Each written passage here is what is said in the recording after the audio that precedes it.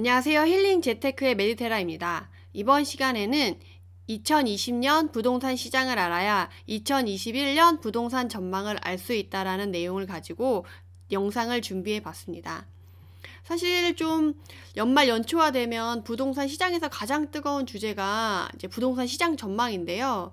그래서 부동산에 이제 관심이 있으신 분들은 꼭 투자를 하지 않더라도 뭐 내 집 마련이라던가 이제 집에 관심이 있으신 분들은 시장을 전망하는 기사나 이제 강의를 많이 챙겨보는 시기인데, 이렇게 기사나 강의를 좀 많이 챙겨볼 때, 사람들이 가장 많이 토로하는 것 중에 하나가, 문제는 여러 개를 다 들어봤는데 전문가마다 전망이 크게 이제 갈리기 때문에 서로 의견이 다 달라지기 때문에 어떤 걸 믿어야 된다, 어떤 걸 믿어야 되나, 어떤 걸 믿고 가야 되나 이런 고민을 되게 많이 하시더라고요. 그래서 누구는 오른다고 얘기하기도 하고 누구는 내린다라고 얘기도 하고, 또 어떻게 보면 결론이 같더라도 누구는 오른다고 똑같이 얘기를 하더라도 그 결론을 내린 근거가 저마다 좀 약간 다르기도 해가지고 사람들이 어느 장단에 춤을 춰야 될지 좀 결정을 내리기 너무 어렵다라고 얘기하시는 분들이 많으세요. 그래서 제가 그런 분들을 위해서 이 내용을 준비를 했습니다. 그래서 결국에는 사실 이제 본인이 본인 집을 본인의 자산을 가지고 사는 거기 때문에 결론과 선택은 결국 본인의 몫이거든요. 그렇게 할 때 누구의 전문가의 말을 더 따라서 가야 되는지, 현재 상황이 어떤지 알아야지만 어떤 전문가의 말이 맞는지, 어떤 거에 비중을 둬야 되는지 약간 판단하시기 쉬울 것 같아가지고, 제가 부동산 시장 전망을 들어도 이제 제각각의 의견 속에서 중심을 잡을 때 이제 과거와 현재 부동산 시장을 알고 이제 결정하실 수 있게 제가 이제 2번에 걸쳐가지고 매매가를 중심으로 지역별 시세 추이와 공급 물량 내용을 가지고 영상을 준비를 해봤습니다. 이제 그렇게 되면 이제 현재 시장 분위기랑 이제 조건, 기본적인 것들만 알게 돼도 가까운 시일 내에서는 부동산이 이렇게 갈 것이다 라고 이제 어느 정도 가늠은 하실 수가 있겠죠. 그래서 한번 오늘 알아보도록 하겠습니다. 그러면 이제 본격적으로 시작하기에 앞서서 이번 시간에도 지역자료 제공 이벤트를 진행 중이니까 이벤트 많은 참여 부탁드리고, 이제 내용은 오늘 시세 추이에 대해서 부동산 전망, 부동산 시장에 대해서 알아볼 텐데, 그러면 제가 이벤트 내용으로는 어떤 걸 드릴 거냐 하면 2020년에 가장 많이 오른 단지를 뽑아서 리스트별로 드릴 거예요. 그러면 이제 지역별로 어느 데가 솔직히 요번에 주목받은 지역들이 많은데 그 중에서 정말 실제적으로 가장 많이 오른 지역과 단지들을 좀 뽑아볼 수 있겠죠. 그러면서 이제 본인이 관심 가졌던 지역이 실제적으로 어느 만큼 올렸고 앞으로 어떤 상승력을 가지고 있을지 좀 가늠하기 위해서 임장을 가기 전에 좀 파악해놓으면 좋을 자료를 제가 보내드리도록 하겠습니다. 그럼 이제 본격적으로 바로 시작을 해볼 텐데요. 지난번이랑 똑같이 이제 시세 추이를 캡처를 해서 쓰면 이런 수치 같은 게 안 나오기 때문에 바로 부동산 지인 사이트에 들어가서 바로 확인을 해보도록 하겠습니다. 그래서 제가 미리 띄워놓은 서울 시세인데요. 지금 이렇게 보면 서울 지금 이 시세 추이 그래프가 상당히 복잡해요. 그래서 여러분들이 되게 헷갈리실 수가 있는데 헷갈리기 전에 선을 먼저 설명을 드리자면, 요 맨 위에 있는 여기 보라색 선처럼 보이는 요 맨 위에 있는 요게 매매 시세예요. 시세고, 그 다음에 여기 분홍색 분홍색 선이 이 전세 가격 시세를 말하는 거고요. 그리고 여기서 지금 민트색으로 지금 쭉 올라와져 있는 게 있죠. 여기 맨 위에 여기 화살표 보이시죠? 여기에 나타나는 게 매매 시장 강도, 그리고 여기 밑에 주황색 선, 이게 전세시장 강도예요. 그리고 여기 거래량, 이거 보이시죠? 위에 이제 봉우리 생긴 거, 맨 위에 요 세모 여기 나타나 있는 맨 위에 있는 요거는 이제 매매 거래량이라고 보시면 돼요. 그래서 지금 보면 매매 거래량이 이렇게 튄 것들이 보이시죠? 지금 서울 같은 경우는 2013년도 이후로 회복기를 거쳐서 이제 상승세를 거쳐서 쭉 상승이 이어져 오고 있는데요. 그럴 때마다 지금 정책이라던가 어떤 큰 요소들로 인해서 이렇게 매매 거래량이 팍팍팍 튄 거를 알 수가 있어요. 서울 같은 경우 월평균 거래량이 여기 색깔 칠해져 있는 여기가 이제 월평균 거래량인데요. 지금 맨 위에 이렇게 나와 있는 봉우리가 많이 생겼죠. 지금 2013년도 이후 15년도부터 이제 서울이 상승세가 본격화됐다고 얘기를 많이 하는데, 이때 이후부터 어떤 사건들이 있었다고 한다면 서울의 거래량이 팍팍팍 이렇게 튄 거를 알 수가 있어요. 지금 여기를 보면 2015년 3월에 거래량이 한번 팍 튀었었고요. 이때가 사실 제일 높았죠.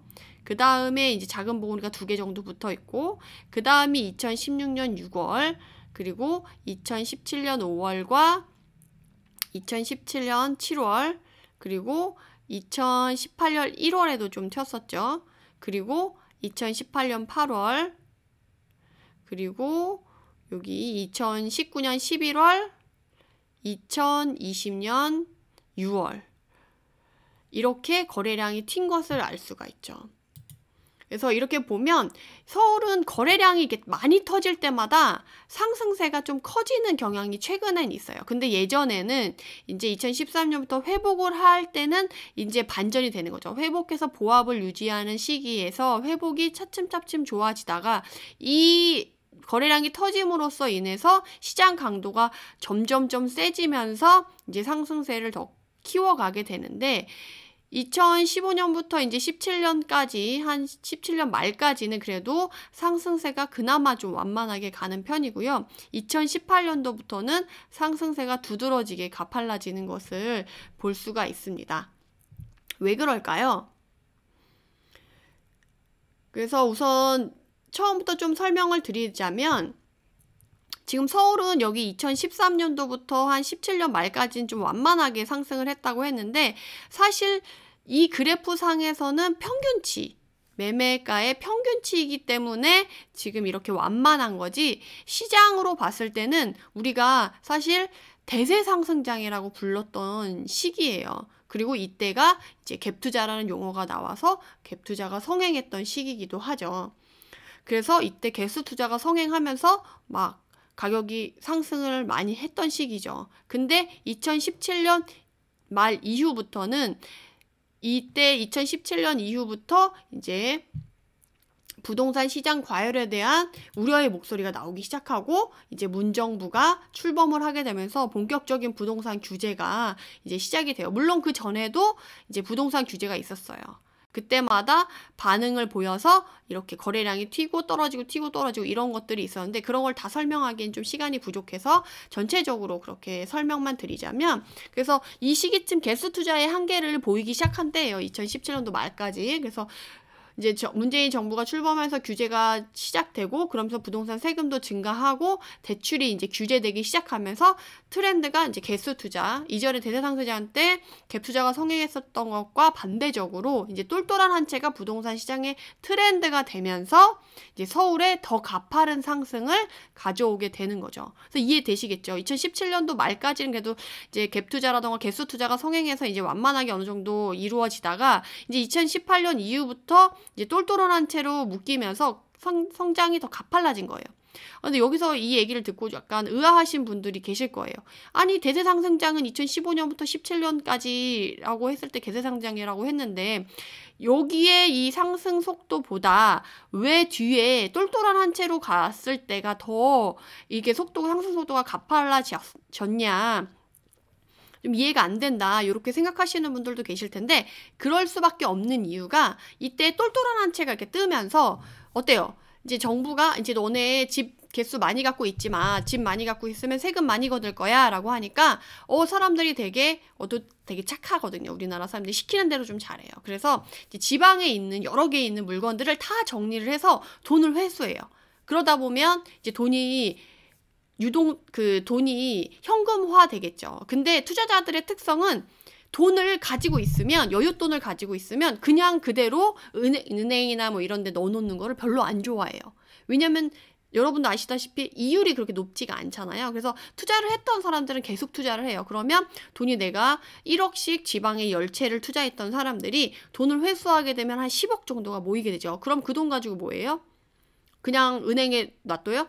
아니죠. 그러면 똘똘한 한 채만 사라고 했으니까 똘똘한 건물이라던가 똘똘한 서울의 핵심 지역에 똘똘한 한 채 비싼 걸 사는 거예요. 그러다 보니까 서울에 있는 집의 메리트가 더 커진 거고 서울에 있는 집의 매력도가 높아진 거죠. 그래서 사람들이 너도 나도 지방을 팔고 이제 서울로 똘똘한 애들을 사기 때문에 훨씬 상승 속도가 가팔라진 거죠, 서울이.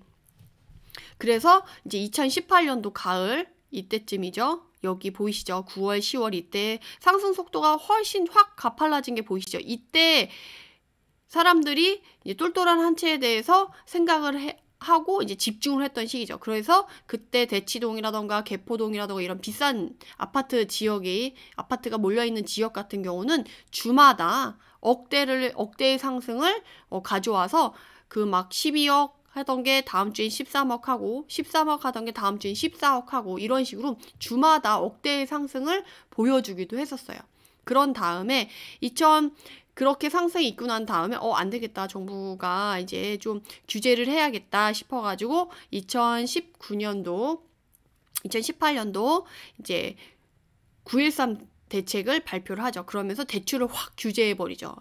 그러니까 이 이후에 잠깐 또 다시 보합을 유지를 해요. 그래서 2019년도 중반기까지 보합을 유지하다가 그 이후에 이제 서울에 있는 사람들이 이렇게 되면은 실거주가 좀 불안할 수 있겠다. 그래서 실거주 하시는 분들, 실수요자분들이 움직이기 시작하면서 다시 상승세를 가파르게 이어가게 됩니다.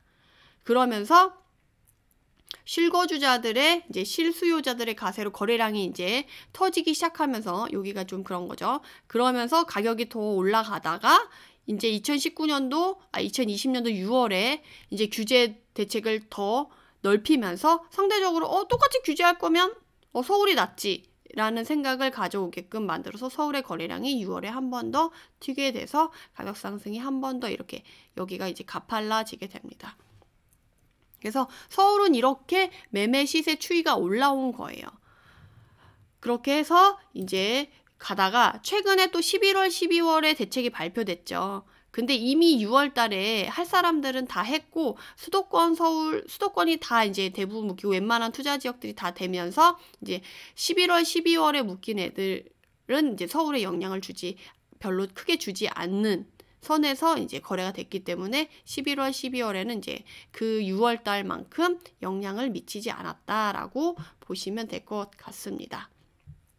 근데 서울은 어때요? 앞으로 작년에는 사실 부동산 시장 전망을 했을 때 떨어질 거다.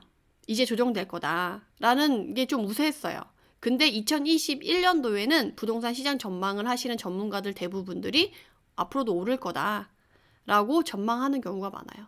그런 이유가 사실은 당분간 서울의 공급 물량이 필요량에 비해 좀 적다라는 거. 그리고 임대차법으로 인해서 전세 공급 물량이 부족하다라는 거.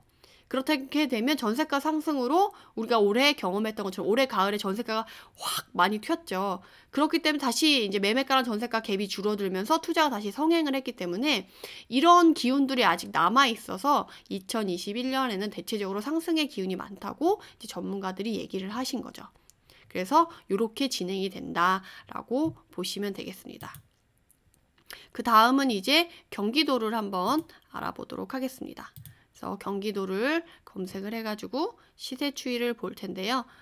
이렇게 보면 경기도는 그나마 서울보다는 좀 덜 어지럽죠. 이렇게 위에가 시세 추이고 밑에가 전세가고 여기가 월평균 거래량 그리고 여기 튀어나온 봉우리들이 매매 거래량 이렇게 보시면 되겠습니다. 그래서 경기도는 서울과 비슷한 분위기로 흘러왔어요. 특히나 근데 경기도도 워낙 넓기 때문에 서울 인근에 있는 뭐 광명, 과청, 성남 뭐 이런 애들은 서울과 거의 비슷하게 흘러갔고 다만 좀 외곽에 있는 애들은 좀 달랐죠. 그래서 이제 그렇지만 전체적으로 평균적으로 봤을 때도 서울을 따라서 갔긴 하지만 전체적으로 얘는 상승세가 가팔라진 게 2019년 하반기부터 더 이제 가팔라진 것을 볼 수가 있죠. 그 전에는 이제 완만하게 상승하는 것을 이어오고 있다라고 좀 볼 수가 있겠죠. 그렇게 해서 이제 경기도는 이제 서울과 다르게 서울의 강남 3구가 특히나 부동산의 바로미터라고 얘기를 하는데 그것보다는 영향력이 늦게 미치고 그렇게 움직임이 바로바로 나타나지는 않는다. 게다가 이제 경기도는 이제 면적이 넓어서 다양한 시장이 존재해서 평균가로 하면 더 움직임이 더디 나타날 수밖에 없고, 그렇게 되면 이제 경기도도 지역별로 좀 그래프를 보면 도움이 되겠죠. 그리고 그간 이전에 정부가 잡아놓았던 공급 물량이 경기도권에서는 꽤 많았어요. 그래서 이런 공급 물량 때문에 가격의 하방 압력이 꽤 컸었거든요. 그래서 뒤늦게 좀 발현이 됐고 시세 상승이 가팔라진 건 2019년도 하반기부터다라고 생각을 하시면 되겠습니다.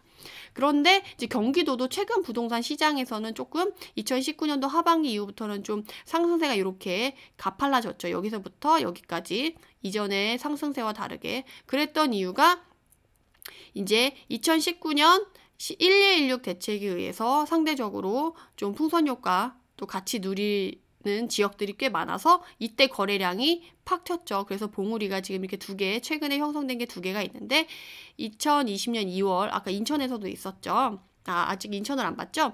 인천에서도 있는데 2020년 2월에 이렇게 거래량이 한번 튀었고 그 다음에 2020년 6월에 똑같이 이제 풍선 효과를 받은 지역들과 거래량이 늘어난 것 때문에 이렇게 봉우리가 두 개 생겼다. 그래서 봉우리가 이제 두 개 생기면서 요 사이의 상승세를 보면 어때요? 이 두 개의 거래량으로 인해서 가파른 상승 속도를 유지하게 된다. 아니었으면 좀 이렇게 거래가 이게 시세 추이가 완만하게 되거나 이 상승세를 이어가지 못했을 텐데 오히려 확 올라가진 않았지만 기존의 상승세를 꾸준히 유지할 수 있는 힘을 가져가게 됐다라고 생각하시면 되겠습니다. 그러면서 이 경기도의 특성은 2020년도 이후에 지금 상승 속도가 가팔라졌고 그게 이어지고 있다라고 보시면 되겠습니다. 그럼 이 상승 속도가 내년에도 유지가 될까라고 보면 이제 경기도에서 왜 그러면 2020년도 이후에 이렇게 가격 상승 속도가 이렇게 기울기가 가팔라지고 상승 속도가 빨라졌냐라고 한다면 사실 공급 물량 때문에 좀 많았었는데 그런 것들이 대부분 약간 소진이 되면서 이제 여러 가지 정책들 때문에 양도세 문제라던가 임대차 3법 이런 것 때문에 매물이 잘 나오지가 않는 거예요. 그래서 이제 거래할 수 있는 매물이 급격히 감소하면서 이제 한계가 거래가 돼도 이제 바로바로 가격이 올라가는 것이 반영이 되는 그런 시장 분위기 때문에 지금 2020년도 이후에 경기도의 상승세가 조금 이렇게 가팔라질 수 있는 이유 중에 하나다. 물론 그것 때문에 다 그런 건 아니라는 거예요. 그 이유 중에 하나가 여기에 속해 있다라고 생각하시면 되겠습니다.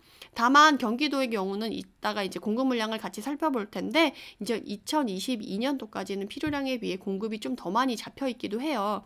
근데 그러면 수요와 공급 원리에 의해서 가격이 하락하는 게 맞지 않냐라고 이제 의아함을 가지셔야지 맞는데 사실 부동산 시장의 가격은 수요와 공급의 원칙만으로는 움직이지 않아요. 근데 대부분 공급의 힘이 세면 공급 물량 앞에 장사 없다고 다들 얘기를 하거든요. 근데 그럼에도 불구하고 지금 아직 그 정도의 공급 물량이 사람들이 이제 확 쓰러질 정도의 공급 물량이 아니고 그리고 지금은 정책 때문에 사람들의 이제 패닉 바잉 이런 사람들의 심리가 아주 강하게 작용하는 시장이기 때문에 이런 현상들이 일어나고 있는 것이다 라고 이해를 하시면 되겠습니다.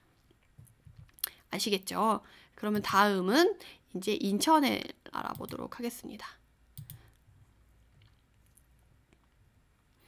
다음은 인천인데요.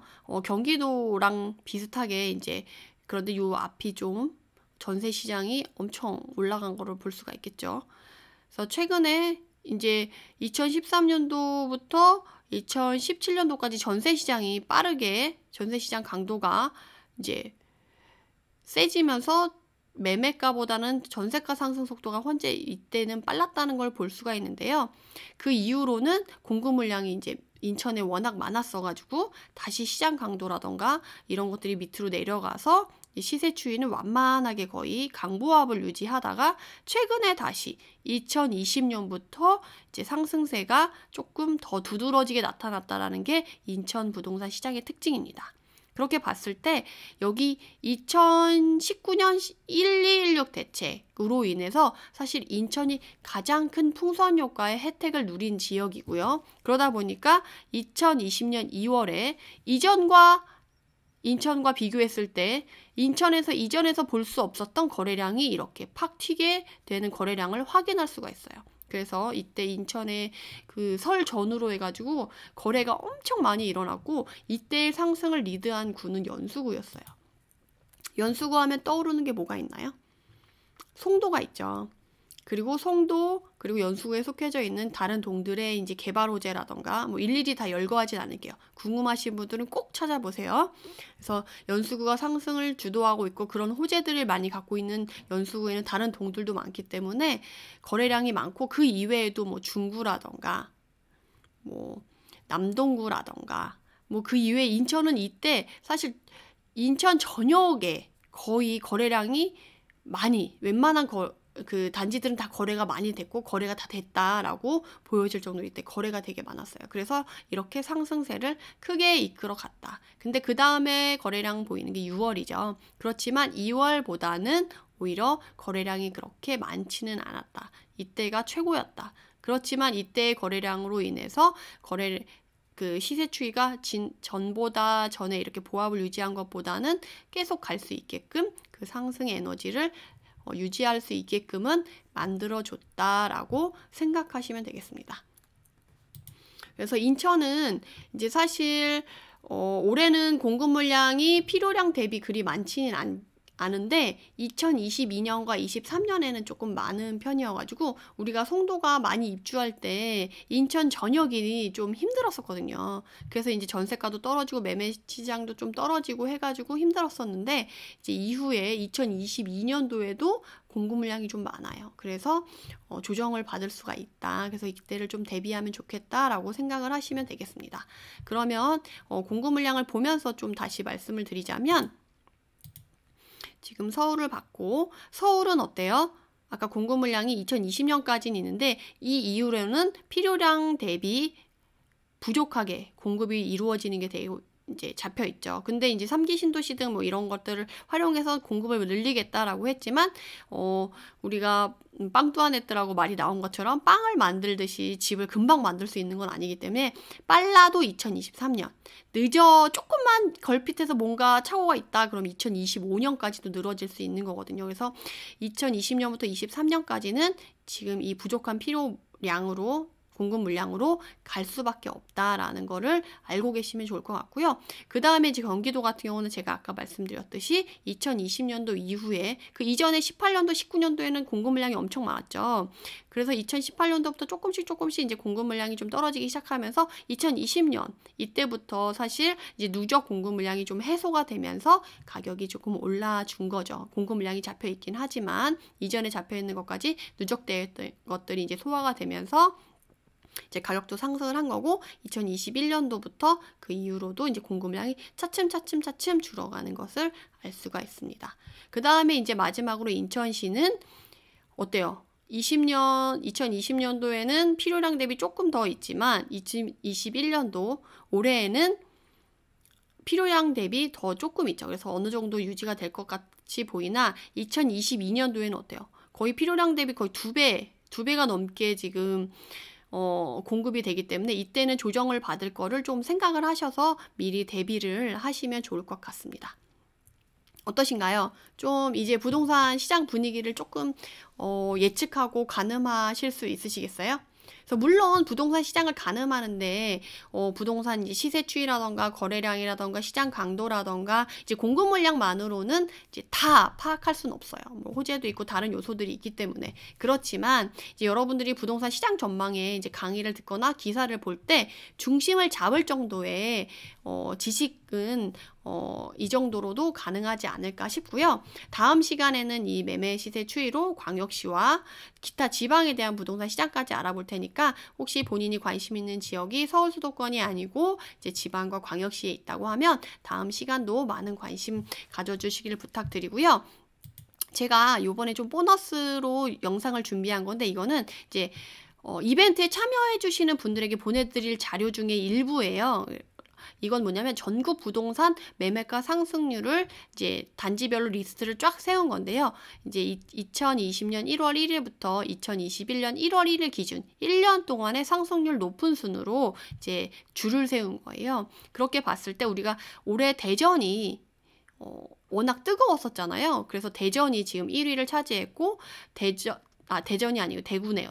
대구의 중구에 이제 태평 아파트 23평이 241%나 이제 상승했다라는 것을 알 수가 있죠. 그래서 이 자료를 가지고 이제 여러분들이 관심 있었던 지역에 얘네들이 어떤 특징을 가지고 어떤 애들이 올랐나라는 걸 유추해보고, 만약에 그 밑에 있는 단지 리스트 중에 좀 밑에 있는 애들의 이제 이 최고가 이제 리드하는 단지가 있다 보면 그 옆에 A급, B급, C급으로 이제 에너지가 퍼지게 되는데, 그런 순으로 임장을 가시면 도움이 되실 것 같아가지고 제가 이걸 보내드리려고 하니까 많이 이벤트 참석 부탁드리고, 제가 대구의 중구에 이 태평 아파트 1년 동안 그럼 241%나 올랐으면 2.5배가 오른 거잖아요, 거의. 그랬을 때, 얘네는 어떤 데길래 이렇게 많이 올랐지? 라고 이제 궁금증이 생겨가지고 지도를 한번 봤어요. 그랬더니 여기 태평 아파트는 이쪽에 있는 23평 얘거든요. 요 가운데 있는 이 대구역 바로 옆에 있는 23평 아파트인데요.